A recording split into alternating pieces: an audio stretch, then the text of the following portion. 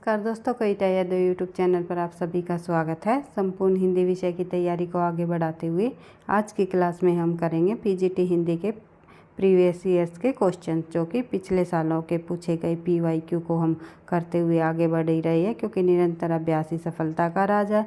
अधिक से अधिक प्रश्नों के अभ्यास के साथ जो है हम अपनी तैयारी को आगे बढ़ा रहे हैं। जिस भी परीक्षा में हिंदी साहित्य या सामान्य हिंदी से संबंधित प्रश्न पूछे जाएंगे, उन सभी के लिए ये क्लास काफ़ी मददगार होगी। चाहे किसी भी स्टेट के अंतर्गत परीक्षा, टीजीटी पीजीटी की परीक्षा हो या फिर एनटीए नेट की परीक्षा के अंतर्गत भी जो है आप लोगों के लिए काफ़ी मददगार साबित होंगे ये प्रश्न। तो देख लेते हैं, शुरुआत कर लेते हैं पीजीटी हिंदी में पूछे गए पिछले सालों के प्रश्न, क्योंकि अधिक से अधिक प्रश्नों का अभ्यास करते हुए हम अपनी तैयारी को आगे बढ़ा रहे हैं।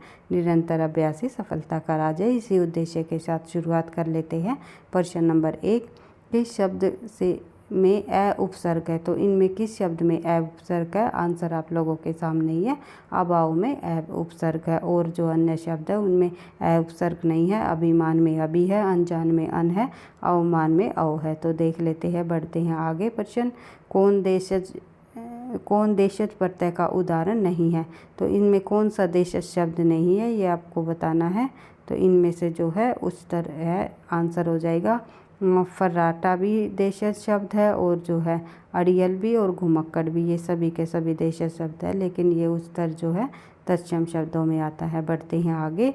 अतीन्द्रिय शब्द का आशय बताइए। तो अतीन्द्रिय का मतलब होता है इंद्रियों की पहुँच से बाहर, यानी कि इंद्रियों की पहुँच से परे भी कह सकते हैं, पहुँच से दूर भी कह सकते हैं। तो ये हो जाएगा हमारा हो जाएगा हमारा आंसर। बढ़ते हैं आगे। अगला प्रश्न हमारा शोभन का जो है विलोम बताइए। यहाँ पर भाई मैं अधिक एक्सप्लेनेशन, हर एक ऑप्शन का एक्सप्लेनेशन नहीं करूँगी, क्योंकि हमें प्रश्नों को बहुत ज़्यादा प्रश्नों का अभ्यास करना है, क्योंकि एक्सप्लेनेशन के साथ प्रश्नों का अभ्यास करते हुए हम निरंतर अभ्यास के साथ हम जो है अन्य प्रश्नों को करते हुए भी हम आगे बढ़ रहे हैं, जो कि आपको हिंदी के प्रश्नों से संबंधित प्लेलिस्ट मिलेगी। उसमें जब हम एक एक प्रश्नों का बिल्कुल विद सॉल्यूशन के साथ उनके चारों ऑप्शनों को देखते हुए प्रश्नों को कर रहे हैं। यहाँ पर जो जितने भी पिछले सालों में पूछे गए प्रश्न हैं, हम उनको करने का हमारा ये उद्देश्य है कि हमें ये देखना है कि किन टॉपिकों से प्रश्न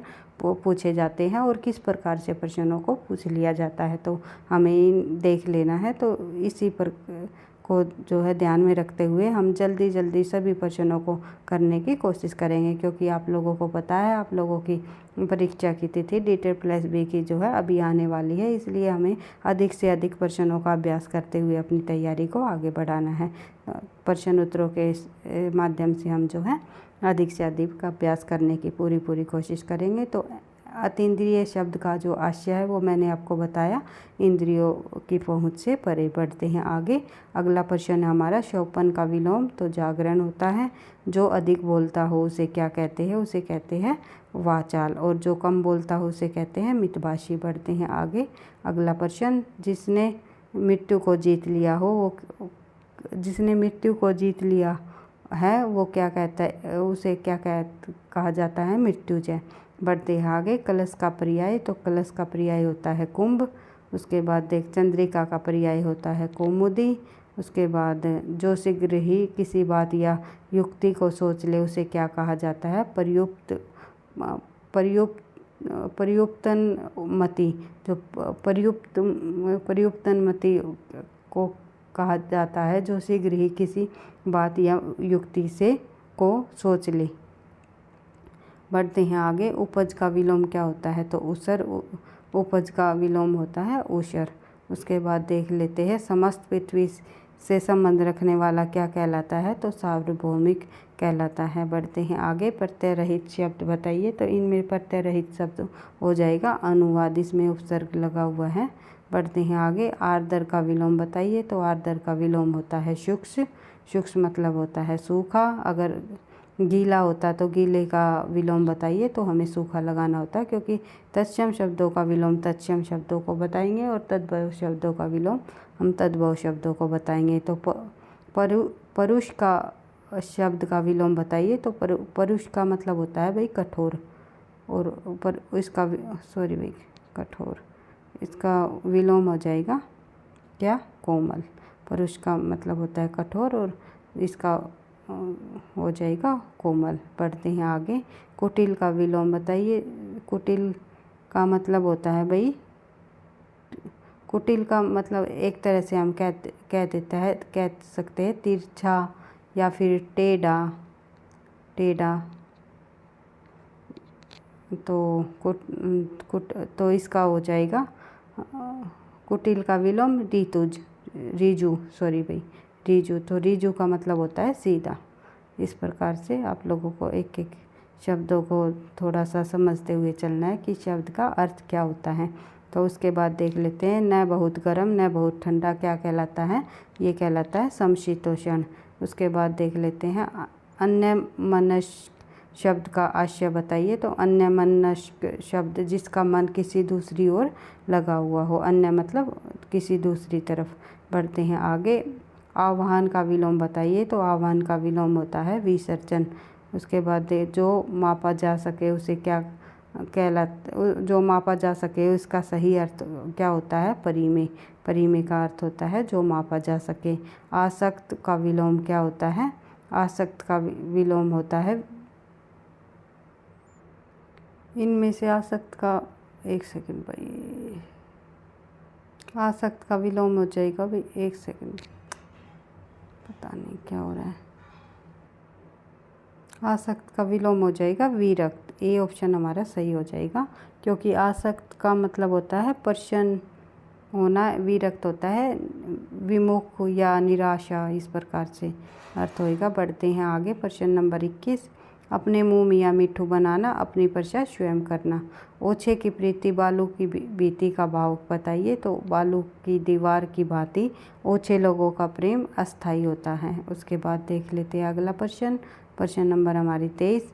कढ़ाई में गिरी चूल्हे में आ पड़ा। तो कढ़ाई में गिरा और चूल्हे में आ पड़ा, यानी कि एक विपत्ति से छूटकर दूसरी विपत्ति में आ जाना। बढ़ते हैं आगे। निम्नलिखित में से कथन सत्य नहीं है। कौन सा कथन इसमें सत्य नहीं है। संस्कृत में 3 वचन होते हैं, बिल्कुल भाई, एक वचन और बहुवचन, और जो है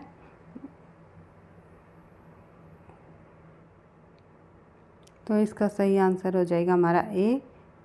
संस्कृत में भाई इसका आंसर हो जाएगा हमारा डी, क्योंकि संस्कृत में जो है 2 लिंग नहीं होते, 3 लिंग होते हैं। एक जो है स्त्रीलिंग, पुल्लिंग और नपुंसकलिंग, तो ये 3 लिंग होते हैं। और संस्कृत में 3 वचन होते हैं, एक वचन, द्विवचन और बहुवचन। और हिंदी में 2 वचन होते हैं, एक वचन 2 वचन। हिंदी में जो है लिंग भी 2 होते हैं, स्त्रीलिंग और पुल्लिंग। बढ़ते हैं आगे।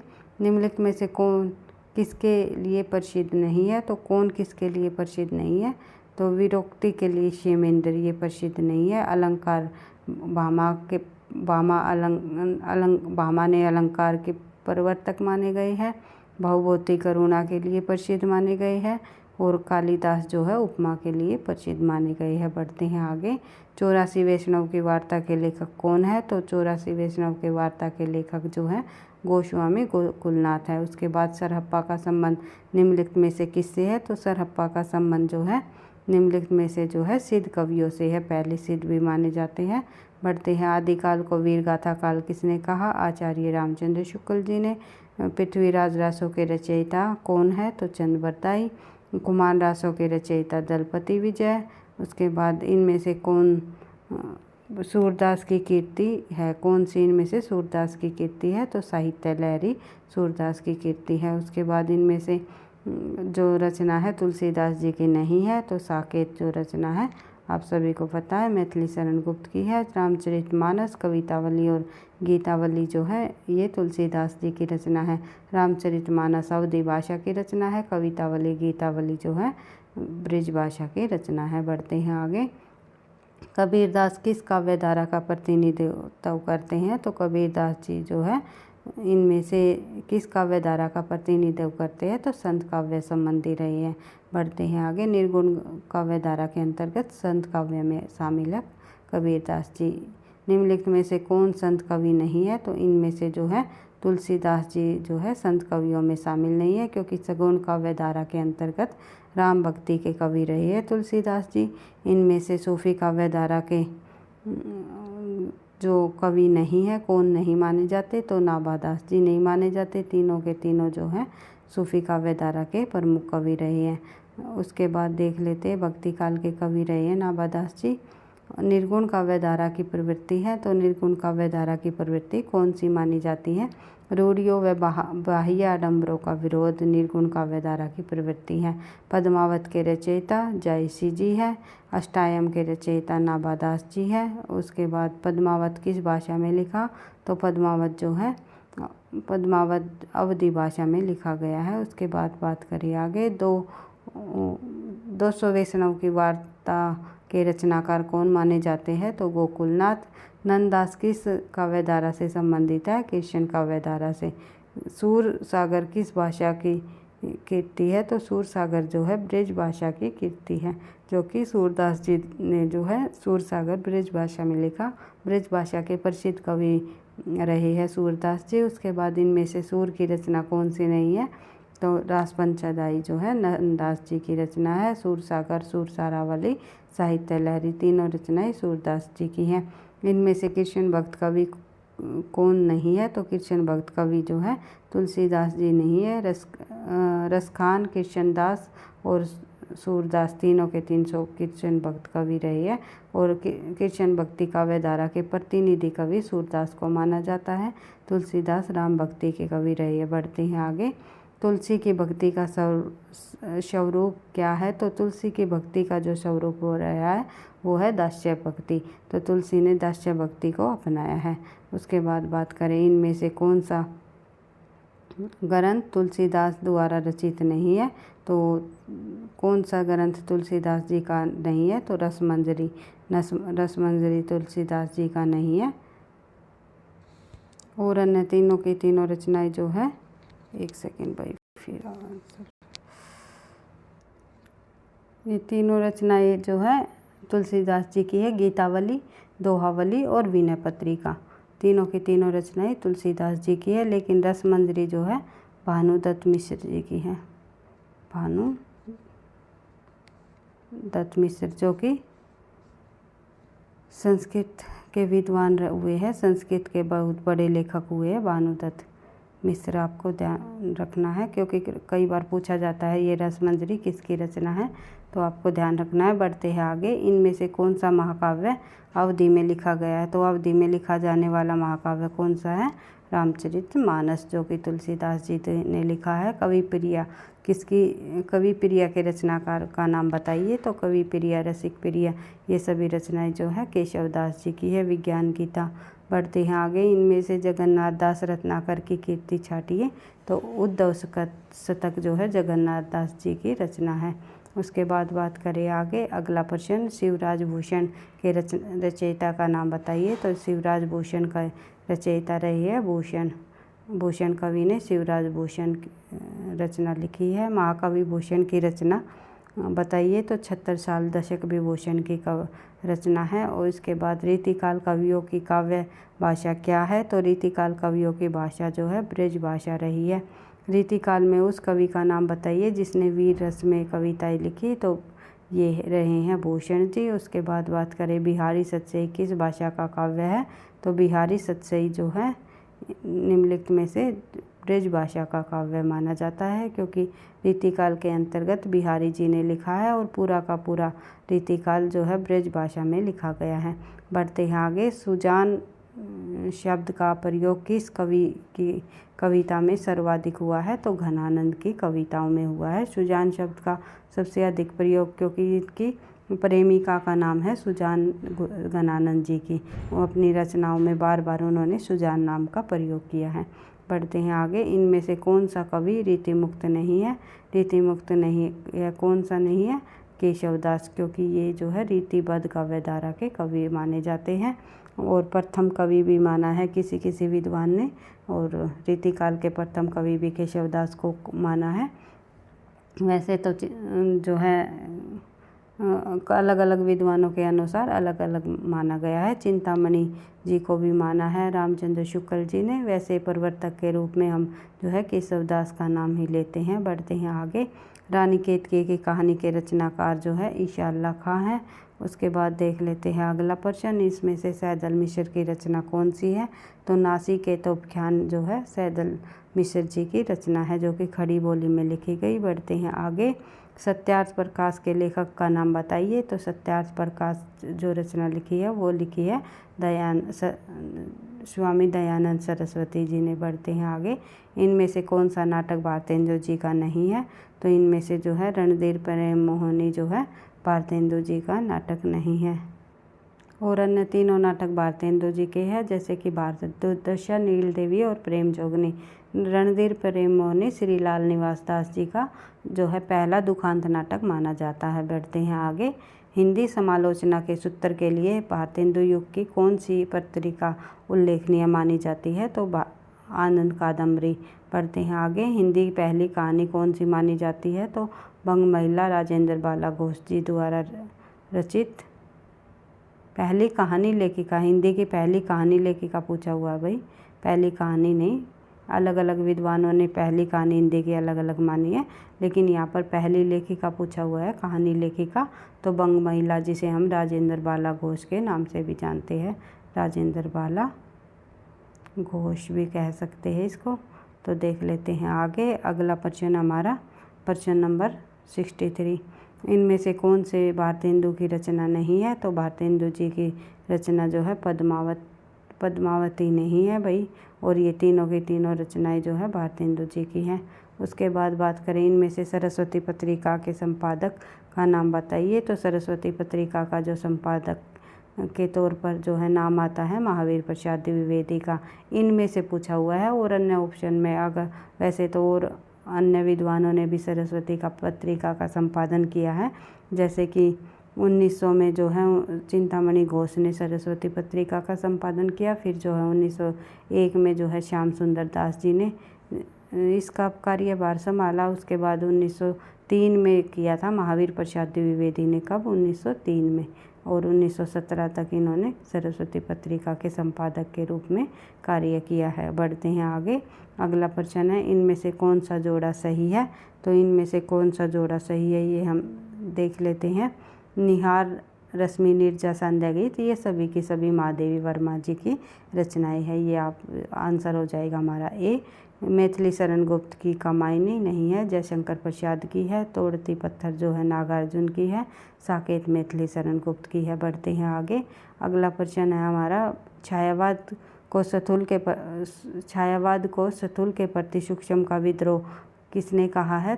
तो डॉक्टर नगेंद्र ने। कौन सा कवि छायावादी नहीं है? जायसी जो है छायावादी नहीं है।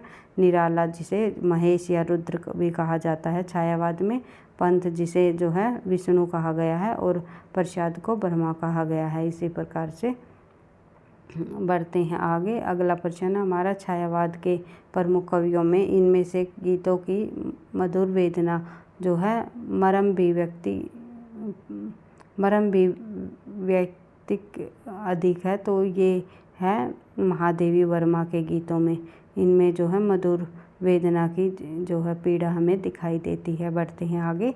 अगला प्रश्न प्रगतिवादी काव्य सृष्टि है। प्रगतिवादी काव्य जो है वर्ग चेतना प्रधान मानी जाती है। इनमें से कौन सी रचना केदारनाथ अग्रवाल की नहीं है? तो युग धारा जो है नागार्जुन की है, केदारनाथ अग्रवाल की नहीं है। युग की गंगा, नींद के बादल, आग का झरना, ये सभी रचनाएं जो है केदारनाथ अग्रवाल की हैं। और केदारनाथ अग्रवाल जो है प्रगतिवादी कवि माने जाते हैं। उसके बाद बात करें आगे। अगला प्रश्न हमारा निम्नलिखित में से कौन सा तार सप्तक का कवि नहीं है? तो इनमें कौन सा तार सप्तक के कवियों में शामिल नहीं है?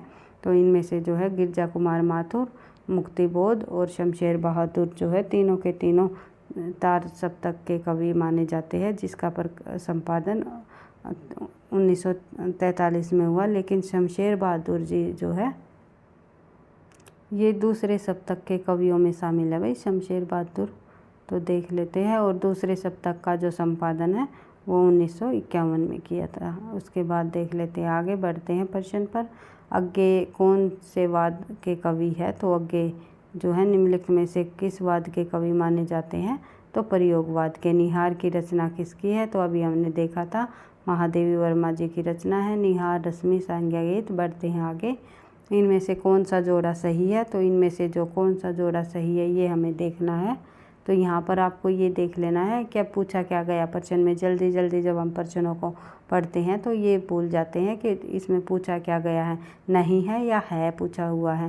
तो प्रिय प्रवास जो है अयोध्या सिंह उपाध्याय हरिऔध जी की रचना है, बिल्कुल सही है। ये पहला ही ऑप्शन हमारा सही हो जाएगा, क्योंकि सांध्य गीत मैंने अभी बताया था महादेवी वर्मा जी की है, महादेवी की है सांध्य गीत। उसके आंसू आपको पता ही है प्रसाद जी की रचना है, जयशंकर प्रसाद की साकेत मैथिली शरण गुप्त की रचना है। इस प्रकार से बढ़ते हैं आगे। आंसर हमारा ए हो जाएगा भाई, इसका ए आंसर हो जाएगा।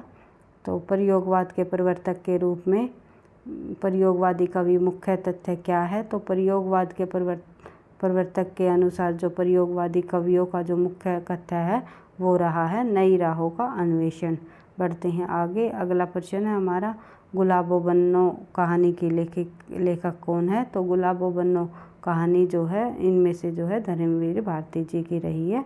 उसके बाद बात करें आगे, अलका छायावाद किस नाटक की पात्र है, तो अलका जो है चंद्रगुप्त नाटक की पात्र मानी जाती है। अशोक के फूल निबंध के रचनाकार कौन है, तो अशोक के फूल जो है हजारी प्रसाद द्विवेदी जी की रचना है।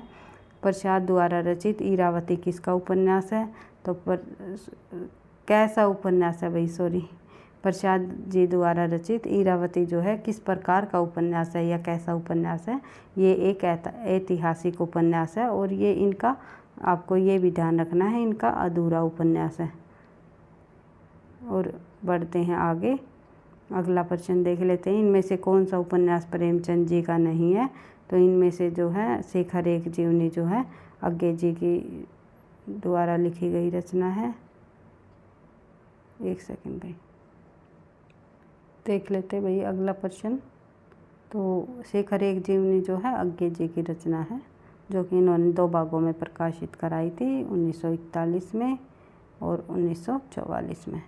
बढ़ते हैं आगे। अगला प्रश्न है, प्रश्न देख लेते हैं, इनमें से कौन सी स्वीकृति आत्मकथा है, तो स्वीकृति आत्मकथा कौन सी मानी जाती है, अर्धकथानक। अर्धकथानक जो कि बनारसी दास चतुर्वेदी की है। बढ़ते हैं आगे। अर्धकथानक जो है किस प्रकार की जो अर्धकथानक है वो किस विधा की रचना है, वो एक आत्मकथा है, अभी हमने पढ़ा है। तो हिंदी में रिपोर्टराज का आरंभ किस युग से माना जाता है, तो हिंदी में रिपोर्टराज का जो आरंभ है वो प्रसादोत्तर या छायावादोत्तर युग से माना जाता है। तो हमारी यात्रा के यात्रा वृत्तकार माने जाते हैं, तो हमारी यात्रा के जो यात्रा वृत्तकार कौन रहे हैं, वे रहे हैं लोचन प्रसाद पांडे। बढ़ते हैं आगे। बनारसी दास चतुर्वेदी के जो रेखा चित्र है वे कौन सा है, तो एक नाम है रेखा चित्र, दूसरा है सेतुबंध। दोनों के दोनों जो है बनारसी दास चतुर्वेदी के रेखा चित्रों का नाम है। बढ़ते हैं आगे। अमिट रेखाएं जो के संस्मरण रेखा चित्रकार कौन माना जाता है, ये माना जाता है रेखा चित्रकार कौन माना जाता है अमिट रेखाएं की, तो वे है सत्यवती मलिक। उसके बाद देख लेते हैं गणेश शंकर विद्यार्थी रचित गांधी की जीवनी पर आधारित रचना, तो श्री गांधी गणेश शंकर विद्यार्थी की है। इन्होंने प्रताप नामक जो है एक पत्रिका का भी संपादन किया था गणेश शंकर विद्यार्थी ने, जो कि काफ़ी प्रसिद्ध थी। उसके बाद देख लेते हैं भरत मुनि ने रस सूत्र का विवेचन इनमें से किस ग्रंथ में किया, तो नाट्यशास्त्र में किया। वीरों को कैसा हो बसंत जो है सुभद्रा कुमारी चौहान की जो ये पंक्ति है, ये इसमें किस रस को की सृष्टि की गई है, तो वीर रस को दर्शाया गया है। बढ़ते हैं आगे। अगला प्रश्न हमारा दुखी जीवन की कथा रही क्या कहूँ आज जो नहीं कही, जो ये है इसमें किस प्रकार की पंक्ति में कौन सा रस है, तो इसमें करुण रस है। उसके बाद देख लेते हैं आगे। मेरे तो गिरिधर गोपाल जो ये पंक्ति है ये निराला जी की है भाई। बढ़ते हैं आगे। अगला प्रश्न हमारा उसके बाद देख लेते हैं प्रश्न नंबर हमारा 92। लगभग 100 प्रश्नों को आज की क्लास में हम करेंगे भाई। 100 प्रश्नों को करते हुए आगे बढ़ेंगे। मेरे तो गिरधर गोपाल दूजो न कोई जाके सिर मुकुट मोरो पति सोई। जो ये पंक्ति है ये शांत रस से संबंधित है। उसके बाद देख लेते हैं मेरी भाव बाधा हरो राधा नागरी सोई। जातन पे छाई परे श्याम हरि दुती होई। जो ये पंक्ति है ये इसमें कौन सा रस दिया गया है, ये पूछा हुआ है कि इसमें रस कौन सा है। इन पंक्तियों में भाई हमारा है मेरी भाव बाधा हरो राधा नागरी सोई, भक्ति रस को दिया गया है। बढ़ते हैं आगे। अगला प्रश्न हमारा निम्न में से कौन मात्रिक छंद है। तो इनमें से जो मात्रिक छंद जो है ये सभी है दोहा, चौपाई और रोला, तीनों के तीनों मात्रिक छंद है। उसके बाद देख लेते हैं प्रश्न नंबर हमारा 95 देख लेते हैं। मंगल भवन ए मंगलहारी दुर्ह शोध दशरथ अजीब विहारी। जो ये पंक्ति है इसमें जो है कौन सा छंद है, चौपाई। बढ़ते हैं आगे। छंद शास्त्र के प्रणेता कौन माने जाते हैं। तो पिंगलाचार्य जी जो है छंद शास्त्र के प्रणेता माने जाते हैं। निज भाषा उन्नति है सब उन्नति को मूल, बिन निज भाषा ज्ञान के मिटे नहीं ये कोई शूल। जो ये पंक्ति है इसमें कौन सा छंद है, ये पूछा हुआ है। इन पंक्तियों में भाई दोहा छंद को दिया गया है। पहले और तीसरे चरण में जो है 13-13 और जो है दूसरे और चौथे चरण में जो है 11-11 मात्राएं आती है। तो इसमें दोहा छंद है। बढ़ते हैं आगे। आप इन पंक्तियों को देख करके लघु गुरु करके आप जो है काउंट करके भी जो है पता कर सकते हो इनमें कौन सा छंद है। क्योंकि छंदों से संबंधित टॉपिक जब आप अच्छे से समझ लोगे तो पंक्तियों से कि जब ये आएगी प्रश्न पूछे जाएंगे कि इस पंक्ति में कौन सा छंद है तो आपको जब पता चल जाएगा कि कौन सा छंद दिया गया है। सूर सूर तुलसी शशि उद्गन केशवदास और कवि खगोत सम जह तह करे प्रकाश। तो इसमें अलंकार पूछा हुआ है किस अलंकार का प्रयोग किया है। तो इसमें जो है यमक अलंकार का प्रयोग किया गया है। पढ़ते हैं आगे। अगला प्रश्न है जैसे कि इसमें बताया गया है सूर सूर तुलसी शशि उद्गन केशवदास। सूरदास जी जो है उस किसी के समान जब बताया गया हो। सूरदास जी जो है सूरदास जी सूर्य के समान है। तुलसीदास जी जो है चंद्रमा के समान है। उद्गन केशवदास और केशवदास जो है चांद तारों के समान है।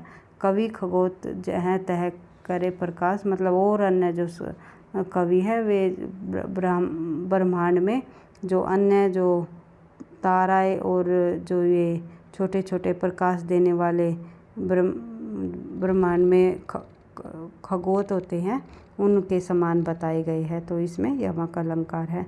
पढ़ते हैं आगे। अगला प्रश्न हमारा चरण कमल बंदो हरिराई में कौन सा अलंकार है। तो रूपक अलंकार है। चरणों को जो है कमल के समान ही बता दिया गया है कि तुलना नहीं की है भाई, समान बताया है। बढ़ते हैं आगे। अगला सॉरी भाई के समान नहीं बताया, यहाँ पर तुलना नहीं की, उसके समान नहीं हुए, बिल्कुल चरणों को कमल ही बता दिया है। जो किसी का पर उपमेय का उपमान का जब आरोप लगा दिया जाता है तो उसको जैसे हमारा उपमेय होता है उसे उपमान को उपमेय ही बता दिया जाता है। तो वहाँ पर क्या होता है हमारा रूपक अलंकार। बढ़ते हैं आगे। उसके बाद देख लेते हैं नील परिधान बीच सुकुमार खुल रहा मृत अध खुला अंग खिला हो जो बिजली का फूल मेघ बन बीच गुलाबी अंग। जो ये पंक्ति है इसमें जो है इसमें हमारा उपमान अलंकार है। इसमें दो के बीच तुलना की गई है। तो इस प्रकार से आज की क्लास में हमने कम से कम लगभग 100 प्रश्नों को हमने आज की क्लास में कर लिया है। इसी प्रकार और अन्य प्रीवियस ईयर्स के प्रश्नों को संग्रह को आगे बढ़ाते हुए नेक्स्ट क्लास में हम जो है फिर आगे के प्रश्नों को करेंगे। तो वीडियो आपको पसंद आई लगता है कहीं ना कहीं आपके लिए मददगार साबित होगी तो वीडियो को लाइक करना, दोस्तों के साथ शेयर करना, चैनल पर पहली बार हो तो सब्सक्राइब कर लेना ताकि नोटिफिकेशन आपको समय पर मिलता रहे। पढ़ते रहना, आगे बढ़ते रहना। थैंक यू, धन्यवाद।